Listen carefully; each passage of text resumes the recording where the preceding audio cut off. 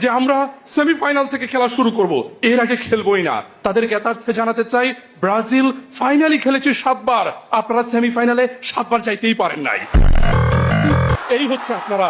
এরপর তারা বলে গেছেন ব্রাজিল তো 5 বার বিশ্বকাপ জিতেছে, তাতে হয়েছেটা কি? এই 5 বারের 3টাই তো জুলেরিমে ট্রফি। আপনাদের কাছে প্রশ্ন, এই যে 5 বারের 3টাই জুলেরিমে ট্রফি, ওই ট্রফিগুলোতে আপনারা কি খেলেন নাই? আপনারা কি ডাগআউটে বসেছিলেন? আমার উত্তরটা আমি দিচ্ছি, ওনারা খেলেছিলেন।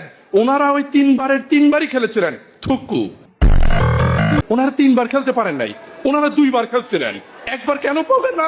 1970 সালের জুলেরিমে ট্রফিতে চ্যাম্পিয়ন হয়েছিল ব্রাজিল, আর্জেন্টিনা খেলতেই পারে নাই। না না, আরে আপনারা অস্থির হবেন না, আপনারা অস্থির হবেন না। আপনারা ভাববেন না যে আর্জেন্টিনার কোনো খেলোয়াড় মনে পায়ে ব্যথা পেয়েছিল। ঘটনা সেটা না।